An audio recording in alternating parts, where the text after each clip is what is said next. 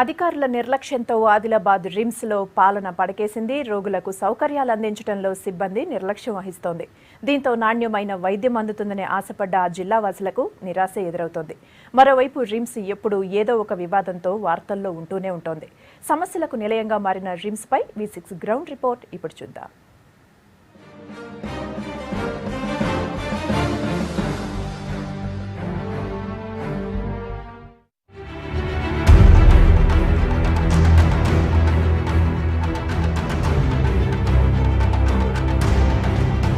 మనం ఇప్పుడు ఆదిలాబాద్ రిమ్స్ ఆసుపత్రి ఉన్నాం.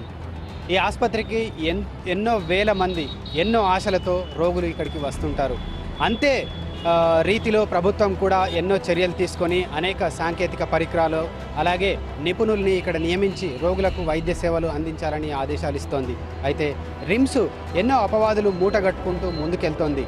సేవల్లో వెనుకంజ వేసి ఎందరో మంది విఐపీల నుంచి అలాగే పౌరుల నుంచి రోగుల నుంచి రోగు బంధువుల నుంచి అపవాదులు ఎదుర్కొంటూ అప్రతిష్ట పాలవుతుంది. అసలు రిమ్స్ ఆసుపత్రి నడవడి ఎలా ఉంది, వ్యవహారం ఎలా ఉంది, పరిపాలన ఎలా ఉంది, ఇలాంటి విషయాల్లో మనం ఒక్కసారి లుక్కేసి చూద్దాం.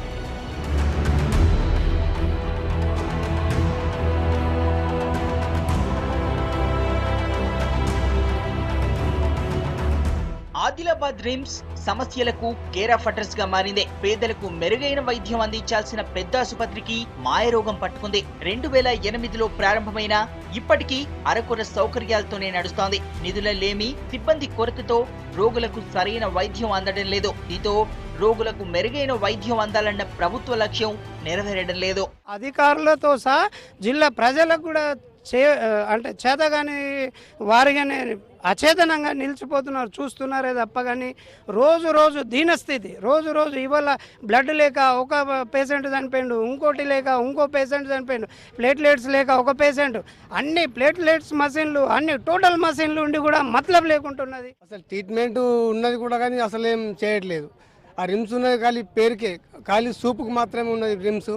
ఇప్పటిదాకా అసలు ఉన్న రిమ్స్లో కూడా అసలు సౌకర్యం కూడా లేదు. ఏదన్నా ఉన్న ట్రీట్మెంట్ ఏమో ఇప్పుడు చేస్తాం అప్పుడు చేస్తాం అంటున్నారు. కానీ లాస్ట్కి ఏమవుతుందంటే వీడిదాకా మెడదాకా వచ్చేసి మాత్రం కాదు, వేరే వెక్క హైదరాబాద్ లేకపోతే నాగ్పూర్ తీసుకోమని చెప్పడం జరుగుతుంది. కానీ परेशानी है आज 6 दिन से हम खाना नहीं, कुछ नहीं, सर्जरी डॉक्टर नहीं है, कोई डॉक्टर लगाया तो स्कैनिंग डॉक्टर परेशान है, लाइन लगाना पड़ रहा, इतना बड़ा दवाखाना बंद के भी मतलब नहीं है.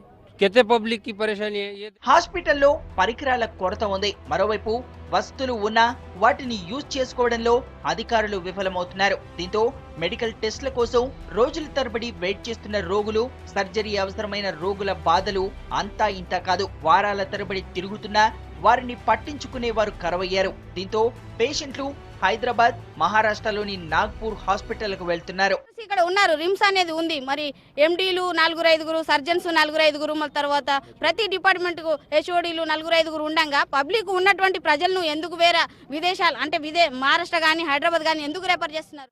ఏదైతే 8 సంవత్సరాల క్రితం ప్రజలు కలలు కన్న ఈ రిమ్స్ ఆసుపత్రి ఏదైతే మెడికల్ కాలేజ్ మన జిల్లాకు వచ్చిందని అందరు ఆనందపడ్డారు, మంచిగా అవుతుందని అందరు కలలు కన్నారు.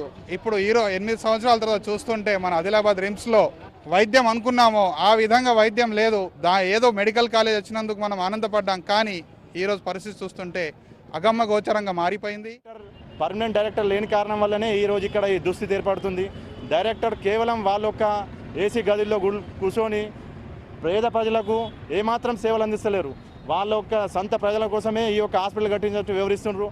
ఒక్కసారి కూడా సందర్శార్థం డైరెక్టర్ కనీసం దినంలో కానీ 2 రోజులకు ఒకసారి వార్డుల పరిస్థితి ఏముంది, మరి ప్రజలు ఎంతమందికి ఇబ్బంది ఉన్నారు అనేది కూడా దృష్టిలో పెట్టుకోకుండా కేవలం వాళ్ళ యొక్క ఉద్దేశపూరితంగా పలుకబడిన వ్యక్తుల కోసమే వీళ్ళు తొత్తులుగా వివరిస్తున్నారు. రిమ్స్ లో ఖాళీలను భర్తీ చేయకపోవడంతో సిబ్బంది కొరత ఇబ్బందిగా మారింది. ఉన్న సిబ్బంది డ్యూటీలకు డుమ్మా కొడుతుండటంతో రోగులకు సర్కారీ వైద్యం అందని ద్రాక్షగా మారింది. అధికారుల తీరు, పరిపాలన లోపాలు రిమ్స్ ప్రతిష్టను దిగజారుతున్నాయి. డాక్టర్లు, సిబ్బంది తీరుతో విసుగు చెందిన రోగులు శాపనార్థాలు పెడుతున్నారు. ఎమర్జెన్సీ ప్రాబ్లమ్స్ తో వచ్చిన రోగులకు ఇబ్బందులు తప్పడం లేదు. సెంట్రల్ సిస్టమ్ ఆక్సిజన్ లేకపోవడంతో వెంటిలేటర్ సదుపాయాన్ని యూజ్ చేయడం లేదు. దీంతో రోగుల ప్రాణాలు గాల్లో దీపంలా మారాయి. ప్రమాదాల్లో గాయపడిన వారికి ట్రీట్మెంట్ అందించేందుకు ట్రామా కేర్ సెంటర్ ఏర్పాటు చేశారు. ఇందులో సరిపడా డాక్టర్లు లేరు. హాస్పిటల్ కు 24 గంటల పాటు కరెంటు సప్లై చేయాల్సి ఉన్న అధికారుల నిర్లక్ష్యం కారణంగా అది సాధ్యపడడం లేదు. హాస్పిటల్లోని పరికరాలు మాయమవుతున్నాయి. ఇందులో సిబ్బంది పాత్ర ఉందన్న ఆరోపణలు వినిపిస్తున్నాయి. సెక్యూరిటీ విధానం మీరు చెప్పినట్టు 100% వాస్తవం. దాంట్లో కొద్దిగంత లోపాలు ఉన్నాయి. వాళ్ళు సరైన సక్రమంగా డ్యూటీ చేస్తలేరు. ఎందుకంటే ఇది థర్డ్ పార్టీ అవుట్ సోర్స్లో ఇచ్చిన యొక్క కాంట్రాక్టు, వేరే కాంట్రాక్ట్ విధానంలో సెక్యూరిటీ అనేది వాళ్ళు నియమించబడ్డారు. వాళ్ళకు శాలరీ అందకుండా ఉండటమే ఈ పరిస్థితి కొంత ఏర్పడుతుంది. ఇది ఇక్కడ సెక్యూరిటీ ఎందుకు కొద్దిగంత వెనుకనో బాటు కొద్దిగంత వాళ్ళు సరైన పని విధానం ఎందుకు చేస్తలేరంటే వాళ్ళకి సరైన జీతాలు అందకపోవడమే మెయిన్ కారణం. అవుట్ పేషెంట్, ఇన్ పేషెంట్ విభాగాల్లో వసతులు, సిబ్బంది కొరత తీవ్రంగా ఉంది. ఓపీలో కనీసం బీపీ ఆపరేటర్ లేడు. 1000 పడకల ఆసుపత్రిగా పేరున్న అందుతున్న సేవలు మాత్రం నిల్. ఉదయం 9 గంటల నుంచి 12 గంటల వరకు 19 విభాగాల్లో డాక్టర్లు అవుట్ పేషెంట్లకు సేవలు అందించాల్సి ఉంటుంది. కానీ డాక్టర్లు అలా వచ్చి ఇలా వెళ్తున్నారని చెబుతున్నారు రోగులు. ప్రైవేట్ క్లినిక్లు నడుపుతున్నారని ఆరోపిస్తున్నారు.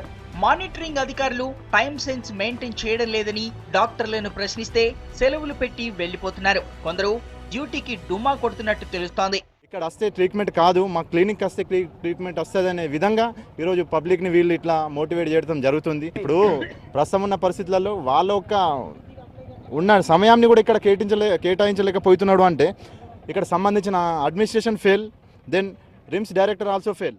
స్టార్ట్ కావాల్సిన అవుట్ పేషెంట్ బ్లాక్ అది 11 o'clockకి స్టార్ట్ ఉంది. మళ్ళీ 12 o'clockకి వెళ్ళిపోతారు. అంటే 1 hourలో ఎంతమంది పేషెంట్స్ని వైద్యులు చూడగలుగుతారని ఒకసారి మనం ఆలోచించాలి. రిమ్స్లో పరిస్థితి ఇంత దారుణంగా ఉంది. 11 గంటలకు వస్తారు, 12 గంటలకు వెళ్ళిపోతారు. ఇప్పటిదాకా డాక్టర్ లేడు. అడిగితే డాక్టర్ వస్తాడు అని చెప్తున్నాడు.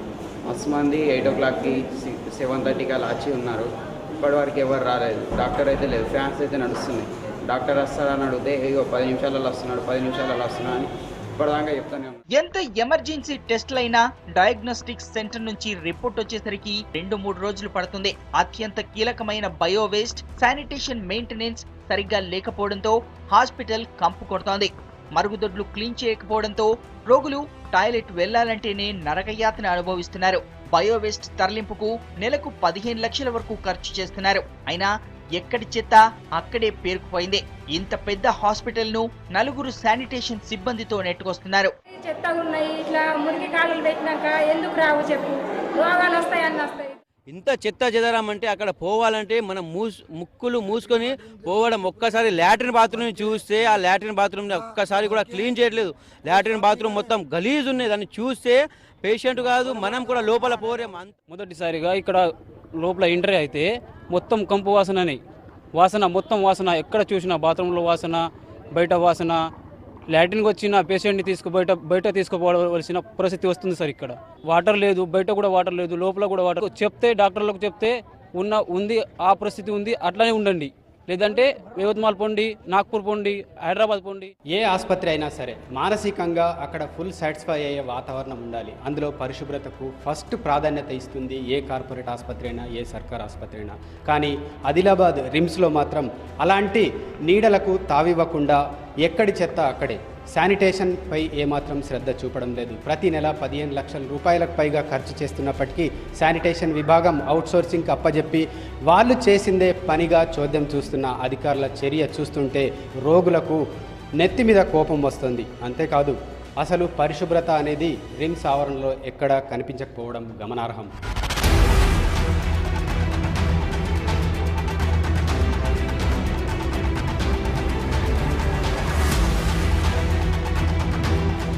డాక్టర్లు, స్టాఫ్ నర్సులు రిమ్స్ ను వదిలి వేరే జిల్లాలకు వెళ్తున్నారు. దీంతో ఖాళీల సంఖ్య పెరుగుతోంది. 20 మంది నర్సులు వరంగల్, ఖమ్మం, హైదరాబాద్, కరీంనగర్ జిల్లాలకు వెళ్లిపోగా మరో 32 మంది వెయిటింగ్ లిస్ట్ లో ఉన్నారు. ఎంఎస్సీ చదివిన స్టాఫ్ నర్సులు టీచింగ్ ఫ్యాకల్టీ కింద రిమ్స్ లోనే పనిచేయాల్సి ఉంటుంది. వీళ్లను ట్రాన్స్ఫర్, రిలీవ్ చేయకూడదన్న నిబంధన ఉంది. అయితే పైరవీలు చేసి ఆర్డర్లు తెచ్చుకుంటున్నారు స్టాఫ్ నర్సులు. దీంతో రిమ్స్ లో టీచింగ్ కు సేవలకు ఇబ్బంది కలుగుతోంది. రిమ్స్ ప్రారంభమై 6 ఏళ్లు గడిచినా నెఫ్రాలజీ, కార్డియాలజీ విభాగాల్లో సర్జన్లు లేరు. ముందు కూడా కొద్ది అంత ఈ నేను చెప్పినట్టు కొన్ని డిపార్ట్మెంట్స్ షార్టేజ్ ఉన్నది. ఆ షార్టేజ్ కూడా అతి త్వరలో వాళ్ళు దీన్ని రిక్రూట్ చేస్తారని భావిస్తున్నాను. కాబట్టి ఇక ముందు ఫ్యూచర్లో మరి ఇక్కడ సూపర్ స్పెషాలిటీ హాస్పిటల్ పడుతుందంటే గవర్నమెంట్ దృష్టి కూడా ఈ హాస్పిటల్ డెవలప్ అయితేనే సూపర్ స్పెషాలిటీ హాస్పిటల్కు ముందుకు పోతుంది అనే ఒక ఉద్దేశంతో దీంట్లో కూడా రిక్రూట్ జరగడానికి అవకాశాలు చాలా ఉన్నాయి. కొద్దిగా అంత టైం పడుతుంది దీని యొక్క డెవలప్మెంట్ కానీ, దీని ల్యాక్యునేస్ ఫుల్ఫిల్ చేయడానికి కానీ, దీని యొక్క బాగోగులు కూడా ఇంకా కొంత టైంలో ఇది చాలా అద్భుతమైన సూపర్ స్పెషాలిటీ హాస్పిటల్గా రూపుదిద్దుతుంది. మనం ఇప్పుడు చాలా కీలకమైన ఒక విభాగంలో ఉన్నాము. ఇక్కడ ఎవరైతే ఎక్స్పర్ట్స్గా తయారై వెళ్తారో భవిష్యత్తులో ఎన్నో సేవలు అందించే అవకాశం ఉంటుంది. అదే నర్సింగ్ కళాశాలలో 4 సంవత్సరాల కోర్సుకు వచ్చిన విద్యార్థుల్ని చూస్తున్నాం మనం. కానీ ఏదైతే ఆదిలాబాద్ రిమ్స్కి అనుసంధానంగా మంజూరైన నర్సింగ్ కళాశాల ఏదైతుందో సర్కార్ కేవలం మంజూరు చేసింది. మంజూరు మినాయిస్తే మిగతా వ్యవహారాలని గాలిలో దీపంలా నడిపిస్తోంది. ఇక్కడ కనీసం స్టాఫ్ రిక్రూట్మెంట్ లేదు, హాస్టల్ ఫెసిలిటీ లేదు, ప్రత్యేకమైన భవనం లేదు. ఇలాంటి సందర్భాల్లో రిమ్స్కి అనుసంధానంగా నడిపిస్తూ దినం వెలదీస్తున్నట్లు కనబడుతోంది. అయితే ఇక్కడ పక్కా ప్రణాళికతో విద్యార్థులకు ఫెసిలిటేషన్ అందించి నర్సింగ్ కళాశాలను చాలా బాగా నడిపిస్తే రేపు తెల్లారి ఆదిలాబాద్ లాంటి వెనుకబడ్డ జిల్లాలకి వీళ్ళ సేవలు ఎంతో అవసరమవుతాయనే విషయాన్ని సర్కార్ కూడా గుర్తెరిగి చర్యలు తీసుకోవాలని కోరుతున్నారు. మరోవైపు విద్యార్థుల సంఖ్యకు అనుగుణంగా రూమ్లు లేవు. ప్రస్తుతం రిమ్స్ హాస్టల్లో 500 మంది మెడికోలు ఉంటున్నారు. గతేడాది ఇదే క్యాంపస్ లో నర్సింగ్ కాలేజీ కూడా ఏర్పాటు చేసినా ఇప్పటి వరకు బిల్డింగ్ నిర్మించలేదు. టీచింగ్, అడ్మినిస్ట్రేషన్ సిబ్బందిని కూడా నియమించలేదు. దీంతో కాలేజీ నిర్వహణ అస్తవ్యస్తంగా తయారైంది. కరెక్ట్ శానిటేషన్ అది ఏం సరిగ్గా లేదు. ఈ మా హాస్టల్ బ్యాక్ సైడ్ చూసుకున్నట్టయితే పెద్ద ఇట్లా కాలువలాగా డ్రైనేజ్ మొత్తం ఓపెన్ డ్రైనేజ్గా వచ్చేసేసి మస్కిటోస్ అవి ఫుల్ నిండిపోతున్నాయి. మొత్తం సాయంత్రం అయితే చాలు అన్ని మస్కిటోసే. ఆల్రెడీ ఒక 4-5 మెంబర్స్కి డెంగ్యూ పాజిటివ్ వాళ్ళు డిటెక్ట్ అయ్యి మన దగ్గర ట్రీట్మెంట్ లేకపోతే హైదరాబాద్ పంపించిన పరిస్థితి ఉంది రిమ్స్లో. Malaria 2-3 members. ఇంకా 2-3 years బ్యాక్ ఆల్రెడీ ఒక ప్రొఫెసర్ డెంగ్యూ వల్ల చనిపోయింది. అంటే is a medical professor and he has done his PG and everything. డాక్టర్ల నిర్లక్ష్యంతో కళ్ళు కూడా తెరవని చిన్నారులు కాటికి వెళ్తున్నారు. ప్రతి చిన్నదానికి రెఫరల్ ఫార్ములాను ఫాలో అవుతున్నారు డాక్టర్లు. అవసరం ఉన్నా లేకున్నా రిస్క్ తీసుకోలేక వేరే హాస్పిటల్ కు రెఫర్ చేస్తున్నారు. వసతులు, పరికరాలు ఉన్నా ఉపయోగించుకోకపోవడంతో రోగులకు సరైన వైద్యం అందడం లేదు. గతేడాది జనవరి నుంచి ఇప్పటి వరకు 352 మంది శిశువులు మరణించారు. 24 గంటలు అందుబాటులో ఉండాల్సిన ఇంక్యుబులేటర్ హాలోజన్ ఎందుకు పనికి రాకుండా మార్చేశారు. దీంతో 6 ఏళ్లలో చిన్న జబ్బులతో 4700 మంది చనిపోయినట్టు తెలుస్తోంది. ఇక లక్షలు ఖర్చు చేసి ఏర్పాటు చేసిన లిఫ్ట్లు పనిచేయడం లేదు. 5 అంతస్తుల భవనం అష్టకష్టాలు పడి ఎక్కుతున్నారు రోగులు.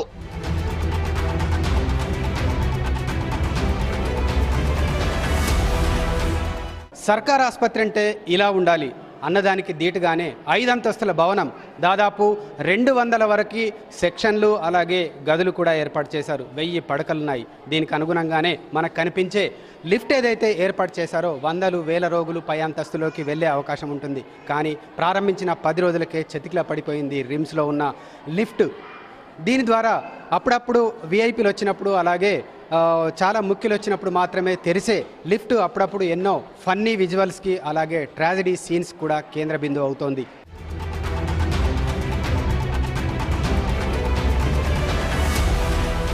పౌష్టికాహార లోపంతో హాస్పిటల్ కు వచ్చే రోగులకు సరైన సజెషన్స్ ఇచ్చే డాక్టర్లు కరువయ్యారు. హెల్దీ ఫుడ్ ను ప్రిఫర్ చేయాల్సిన డైటీషియన్లు లైట్ తీసుకుంటున్నారు. దీంతో ఫుడ్ సప్లై చేసే కాంట్రాక్టర్లు ఇష్టారాజ్యంగా వ్యవహరిస్తున్నారు. ఉడికి ఉడకని అన్నం నీళ్ల పప్పుతో సరిపెడుతున్నారు. న్యూట్రిషన్ ఫుడ్ అంటే ఒక పప్పు అన్నము పెట్టేసి చేతులు దులిపేసుకుంటున్నారు. న్యూట్రిషన్ ఫుడ్ అంటే చక్కని పాలు, గుడ్డు, పప్పు అన్నం కాకుండా ఇలాంటి కూరగాయలు పెడితే వాళ్ళ రోగానికి ఇచ్చే మందులు దానికి శక్తినిచ్చి తట్టుకోవాలనంటే న్యూట్రిషన్ ఫుడ్ అనేది కంపల్సరీ అవసరం. కాబట్టి ఆరోగ్యశ్రీ కింద రోగులకు ట్రీట్మెంట్ చేస్తే హాస్పిటల్ కు నిధులొస్తాయి. అయితే డ్యూటీ చేయడమే భారంగా ఫీల్ అయ్యే సిబ్బంది ఆరోగ్యశ్రీని గాలి కొదిలేశారు. దీంతో రోగులు కార్పొరేట్ ఆసుపత్రులకు వెళ్తున్నారు. అధికారులు, సిబ్బంది నిర్లక్ష్యంతో రిమ్స్ కు రావాల్సిన కోట్ల ఆదాయానికి గండి పడుతోంది. పక్క రాష్ట్రం నుంచి వచ్చిన వైద్యులకు ఇక్కడి డాక్టర్లకు సమన్వయం కుదరడం లేదు. ఇక్కడున్న డాక్టర్లకు ప్రైవేట్ నర్సింగ్ హోంలు, క్లినిక్లు ఉండడంతో వాటికే ఎక్కువ ప్రయారిటీ ఇస్తున్నారన్న విమర్శలున్నాయి.